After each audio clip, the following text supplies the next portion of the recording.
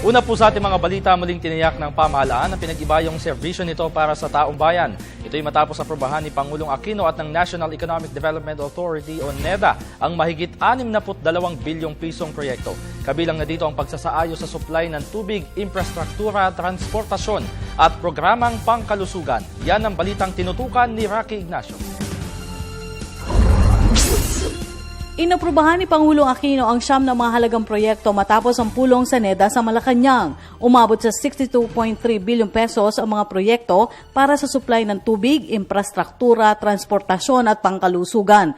Layunin nitong pabutihin ang serbisyo at programang pangkaunlaran ng pamahalaan.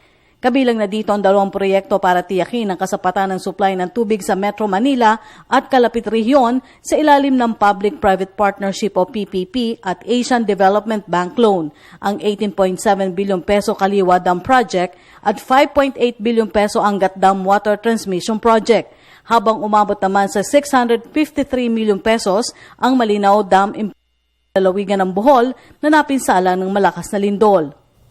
Proposed by the Metropolitan Water Works and Sewerage System, or MWSS, the Kaliwa Dam Project involves the construction of a dam that will produce 600 million liters per day of water supply and a water conveyance tunnel with a capacity of 2,400 million liters per day, in anticipation of the future construction of the Layban Dam.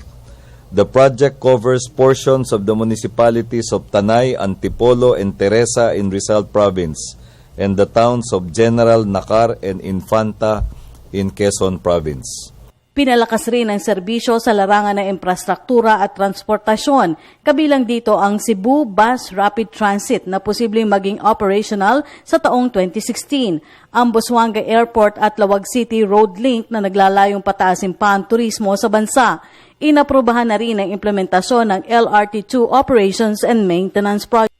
Also approved for implementation was the bidding out of the LRT2 Operations and Maintenance Project estimated at 16.5 billion pesos in order to increase operating efficiency from the present level of 67% or 6 out of 80 train sets operational daily to 95% availability of the total LRT2 fleet. Umabot naman sa 2 bilyong piso ang expansion ng Josefa Bella Memorial Hospital sa ilalim ng Department of Health. This will buttress the Department of Health's efforts to meet the country's Millennium Development Goal or MDG of reducing the rate of infant and maternal mortality at childbirth. Project cost of 2 billion pesos will be borne by DOH from General Appropriations. Kasama rin sa mga inaprubahan ng Master Plan ng Development ng Clark Green City. Ilan anya sa mga proyekto ay makukumpleto sa susunod na administrasyon.